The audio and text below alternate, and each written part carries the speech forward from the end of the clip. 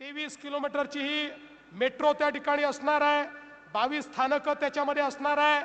त्यामुळे थेट मेट्रोने मुंबईपर्यंत तुमची कनेक्टिव्हिटी ही या निमित्ताने आम्ही करणार आहोत। एक प्रकारे उत्तर पश्चिम अशा प्रकारची कनेक्टिव्हिटी ही आपण या ठिकाणी तयार करणार आहोत। एवढंच नाही तर मेट्रो सोबत आपली जी लाईफलाईन आहे, आपली जी सबअर्बन रेल्वे आहे, लोकल ट्रेन आहे, यामध्येही मोदीजींच्या नेतृत्वामध्ये आपण मोठ्या प्रमाणात सुधारणा केल्या।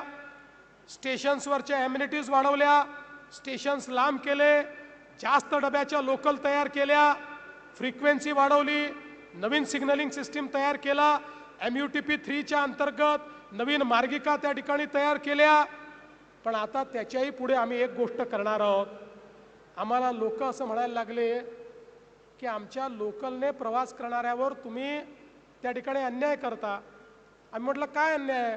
म्हणाले मेट्रोवाल्यांना इतके चांगले डबे, नवीन डबे, एअर कंडिशन डबे, स्वच्छ डबे, आणि आम्ही मात्र त्या ठिकाणी लोकलमध्ये लटकून जायचं। आणि मग केंद्र सरकारच्या सोबत माननीय मोदीजींच्या नेतृत्वात आम्ही हा निर्णय केला, केंद्रीय मंत्री आपल्या अश्विनी वैष्णवजींसोबत, की 50% केंद्र सरकार, 50% राज्य सरकार देणार। आणि आता आपल्या लोकललाही आम्ही एअर कंडिशन दरवाजा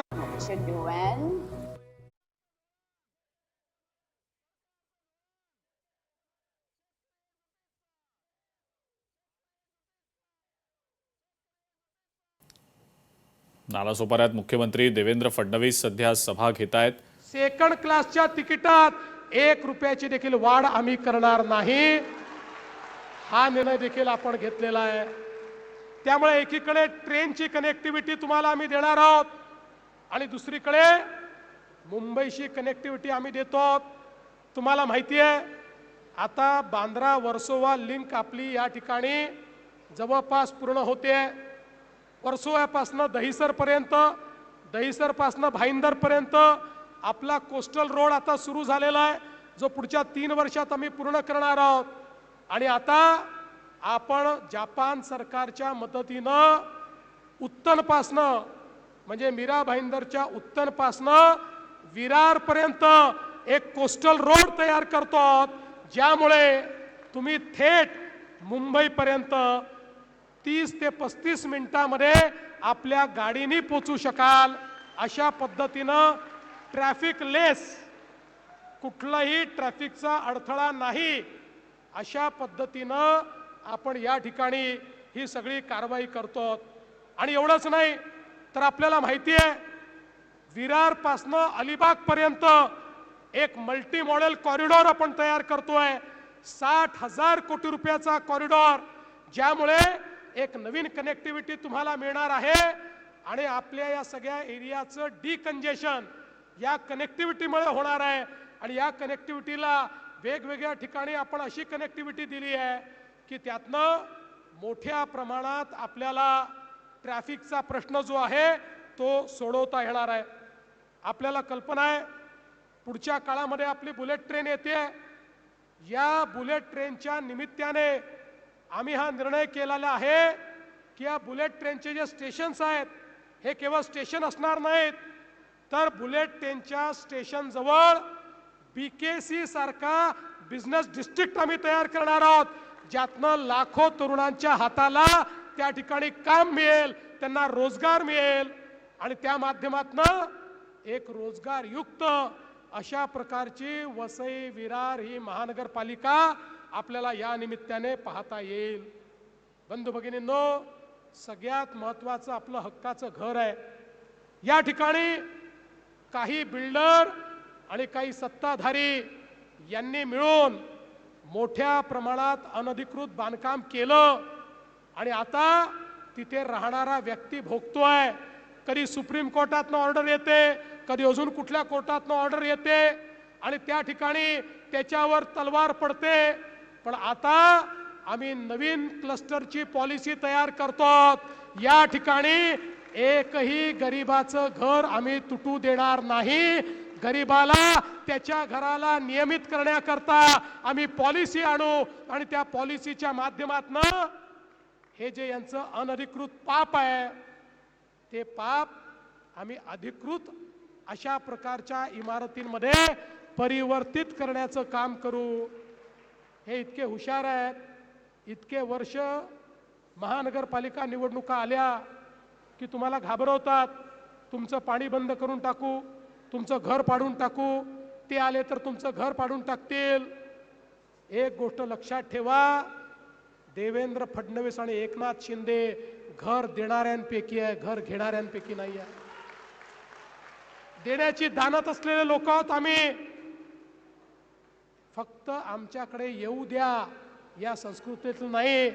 इकडे लेना बँक नाही आहे, फक्त देना बँक आहे। त्यामुळे चिंता करण्याची आवश्यकता नाही आहे। इथल्या एक एक गरीबाचं घर हे त्या ठिकाणी वाचवून अधिकृत करून हा संपूर्ण वसई, विरार आणि नालासोपाऱ्याचा सगळा जो भाग आहे या भागाला अधिकृतरित्या विकसित करण्याचं काम हे आपल्या सरकारच्या माध्यमातून आम्ही करणार आहोत।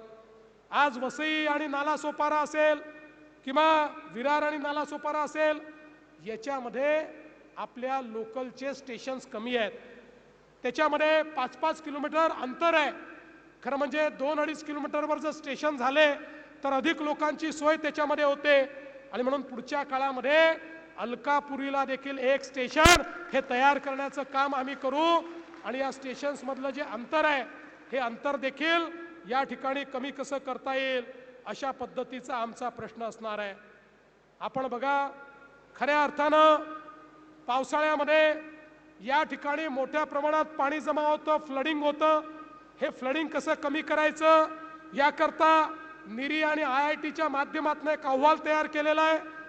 त्या अहवालाचा अवलंब करून या शहराला फ्लडिंग मधनं, पुरामधनं कशी मुक्ती देता येईल या संदर्भात देखील पुढच्या काळामध्ये आपण काम करणार आहोत। वाहतुकीची कोंडी दूर करण्याकरता 4 आरोबी आपण त्या ठिकाणी तयार करणार आहोत। त्यातल्या 2 आरोबींना मान्यता मिळाली आहे। 563 कोटी रुपये आपण दिलेले आहेत। MMRDAच्या माध्यमातून हे काम आपण करणार आहोत। उरलेले 2 आरोबी आणि 7 प्रमुख ठिकाणी उडान पूल बांधून आपण या शहराला डिकंजेस्ट करण्याचा प्रयत्न आपण करतो आणि त्यासोबत 40 मीटर रुंद अशा प्रकारचा रिंग रूट तयार करून आपण नालासोपारा पश्चिम ते वसईचा सन सिटी अशा प्रकारची ही जोडणी त्या ठिकाणी करणार आहोत की ज्या माध्यमातून आपल्या इथे ट्रॅफिकचं कंजेशन हे दूर झालं पाहिजे। नालासोपाऱ्यामध्ये त्या ठिकाणी मल्टी स्पेशालिटी हॉस्पिटल आपण तयार करणार आहोत। 250 कोटी रुपये त्याकरता आपण देतो। याकरता आमच्या राजनजींनी महापालिकेची जागा हस्तांतरित करण्याची विनंती केली होती, ती देखील आपण विनाशुल्क हस्तांतरित करण्याचा निर्णय घेतलेला आहे। आमच्या खासदार साहेबांनी देखील मोठा पाठपुरावा केला आणि त्यासोबत आपल्याला मी सांगितलं की या ठिकाणी नालासोपारा पश्चिम आणि वसई रोड पश्चिम इथे आपण मोठ्या प्रमाणात आमच्या बेरोजगार तरुणांना त्या ठिकाणी रोजगार मिळाला पाहिजे म्हणून व्यवस्था उभी करणार आहोत। विरार पश्चिम मध्ये 65 कोटी रुपयाचा ITA आपण तयार करतो, ज्यामुळे आमच्या तरुणांच्या हाताला काम मिळेल, त्यांना कौशल्य मिळेल आणि या माध्यमातून या शहराचं चित्र बदलण्याचं काम आम्ही करतो। आपल्याला कल्पना आहे, इथली एक अजून मोठी समस्या आहे पिण्याच्या पाण्याची। देशाचे प्रधानमंत्री माननीय मोदीजींनी आपल्याला अमृत शहरांसारख्या योजना दिल्या, सांगितलं प्रत्येक शहरामध्ये त्या ठिकाणी पिण्याचं पाणी रोज मुबलक आलं पाहिजे। प्रत्येक शहरामध्ये भुयारी गटार योजना असली पाहिजे, सांडपाण्यावर प्रक्रिया झाली पाहिजे, STP असलं पाहिजे। जवळजवळ 50,000 कोटी रुपये मोदीजींनी आपल्याला दिले आणि वेगवेगळ्या शहरातली कामं आपण सुरू केली आहे। आता आपण देहरजीचा प्रकल्प पूर्ण करणार आहोत। यासोबत या सगळ्या MMR रिजन करता शिलार आणि पोशीर अशा पद्धतीचे 2 नवे त्या ठिकाणी डॅम आपण तयार करतो। मी तुम्हाला खात्रीनं सांगतो, पुढच्या काळामध्ये MMR रिजनच्या महानगरपालिकांमध्ये आणि विशेषतः वसई विरार महानगरपालिकेमध्ये आमचं हे स्वप्न आहे की प्रत्येक घरी रोज नियमित स्वच्छ पिण्याचं पाणी आलंच पाहिजे आणि त्याकरता जो काही निधी या ठिकाणी लागेल तो विधी देण्याचं काम आम्ही करू. आज आपल्याला माहिती आहे वसईमध्ये जो हरित पट्टा आहे त्याचं संरक्षण करणं ही आपली एक पॉलिसी आहे. निश्चितपणे आपण ते करणार आहोत. किनारपट्टीच्या कोळीवाड्यांचं संरक्षण त्याचं सर्वेक्षण करून तिथल्या घरांचा प्रश्न आपण सोडवणार आहोत. आणि यासोबत मोदीजींमुळे आज मलनिस्सारणाकरता वसई रोड पश्चिम आणि नालासोपारा पश्चिम या ठिकाणी 819 कोटी रुपये आपण त्या ठिकाणी दिले आहेत. पाणी पुरवठा योजनेकरता 494 कोटी, सूर्या पाणी पुरवठा योजना 109 कोटी, सूर्या टप्पा 3 270 कोटी, नालासोपारा पूर्व पश्चिम आणि नवघर माणिकपूर भुयारी गटार योजना 1250 कोटी. यासोबत या ठिकाणी क्रीडा संकुलाला 68 कोटी, बस डेपोला 22 कोटी. मोठ्या प्रमाणात विकासाची कामं आता या ठिकाणी सुरू झालेली आहेत. आणि बंधू भगिनींनो, काही तुम्ही चिंता करू नका. आता या ठिकाणी परिवर्तन होणार आहे. आता इथल्या प्रत्येक व्यक्तीच्या जीवनामध्ये आपण एक नवीन परिवर्तन करणार आहोत. हे खरं आहे की आपल्या विरुद्ध अनेक लोकांना एकत्रित आणण्याचा प्रयत्न त्यांनी केला आहे. पण एक लक्षात ठेवा, शेर अकेला ही काफी होता है, झुंड में तो अक्सर गीदड़ जाते हैं. झुंड में तो अक्सर गीदड़ आते हैं, शेर अकेला ही काफी होता है. ही जी आपली युती आहे भाजप शिवसेनेची, ही युती काफी आहे. या युतीच्या माध्यमातून आजपर्यंत ज्या लोकांनी आपल्याला लुटलं, ज्यांनी आपल्याला विकासापासून वंचित ठेवलं, आता त्यांना आपण उखडून फेकणार आहोत. आणि या ठिकाणी खऱ्या अर्थानं जनतेचं राज्य, तुमचं सगळ्यांचं राज्य आपण आणणार आहोत.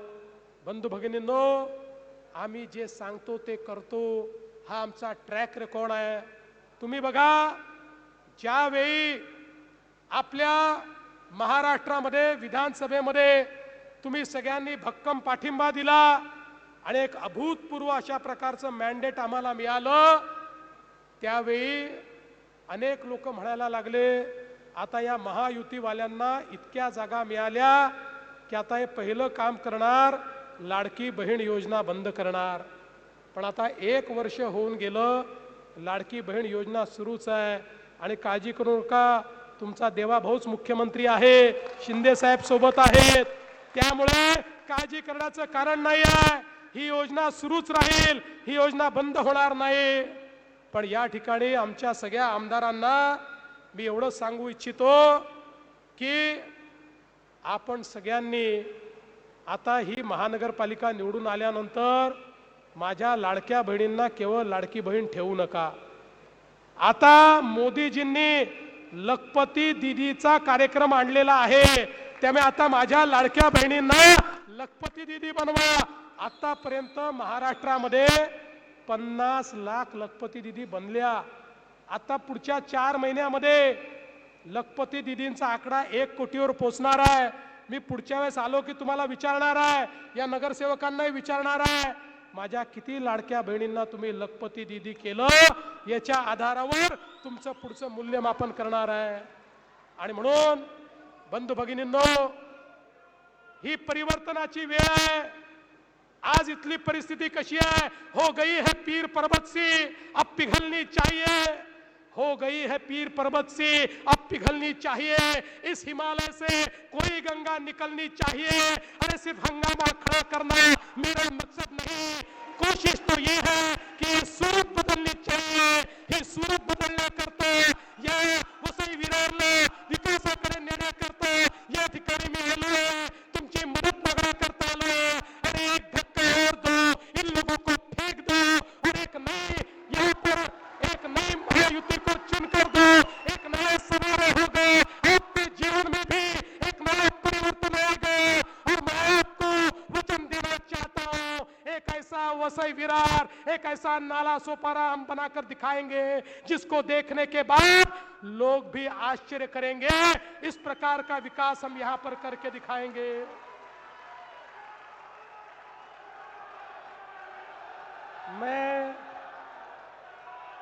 मैं एक और चीज आपको कहना चाहता हूं.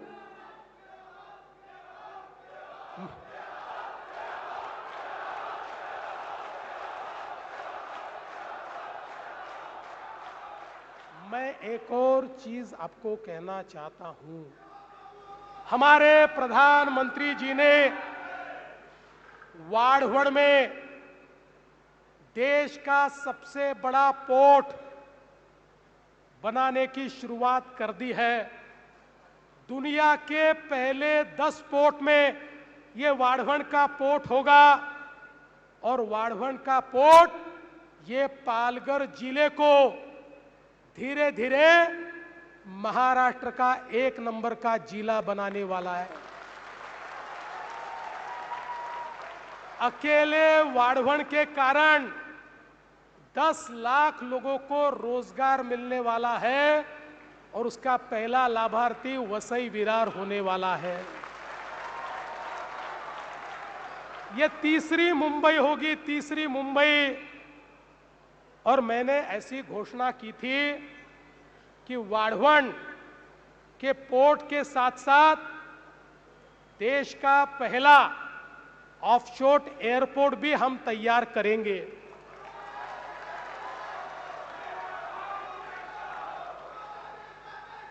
हमने, आप मेरी बात पूरी सुन लो, हमने अभी वहां पर एयरपोर्ट बनाने के लिए एक कंसल्टेंट अपॉइंट किया। उसका प्राइमरी स्टडी हमने किया है, लेकिन साथ साथ हमको ऐसा भी लगता है कि वहां की जगह ये एयरपोर्ट हम विरार में भी बना सकते हैं। और इसलिए कंसल्टेंट को हमने अभी ये काम दिया है कि विरार और वाढ़वण ये दोनों जो स्पॉट है, यहां पर ऑफशोर एयरपोर्ट कहां पर फिजिबल होगा, इसका वो हमको रिपोर्ट दे और उस रिपोर्ट के आधार पर या तो एयरपोर्ट वाढ़वण में बनेगा या फिर एयरपोर्ट विरार में बनेगा। दोनों में से एक जगह तो बनेगा। अगर वाढ़वण में बनेगा तो विरार से वाढ़वण तक एक और कोस्टल रोड जाएगा, सीधा 20 मिनट में हम लोग वहां जा पाएंगे। और विरार में भी बनेगा तो वाढ़वण से कोस्टल रोड विरार तक आएगा। इसकी कनेक्टिविटी हम करेंगे। इसलिए हमने आपके लिए बहुत बड़े सपने देखे हैं। आपके लिए घर का सपना भी देखा है, छोटा छोटा नाली का, गार्डन का, पानी का, वो सपना भी देखा है, स्कूल का सपना भी देखा है। लेकिन आने वाले समय में चौथी मुंबई ये यहां तैयार होगी, ये सपना भी हमने देखा है। पर ये सपना पूरा करने का दायित्व आपका है। हम तो कर रहे हैं, पर जो आशीर्वाद लोकसभा में, जो आशीर्वाद विधानसभा में आपने दिया, वही आशीर्वाद अगर महानगर पालिका में मिलेगा तो मैंने बोल दिया है, वसई विरार आता थांबणार, वसई विरार आता थांबणार, वसई विरार आता थांबणार नाही। धन्यवाद। जय हिंद, जय महाराष्ट्र।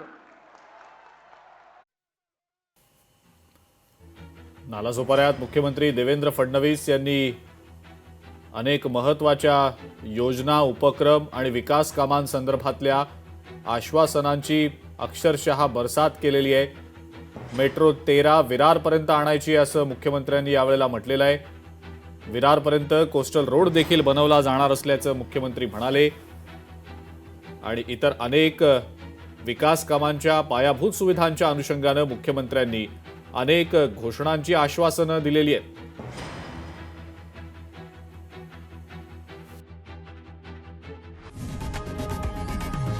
लोकशाही मराठी ऐका, पहा, जागरूक रहा।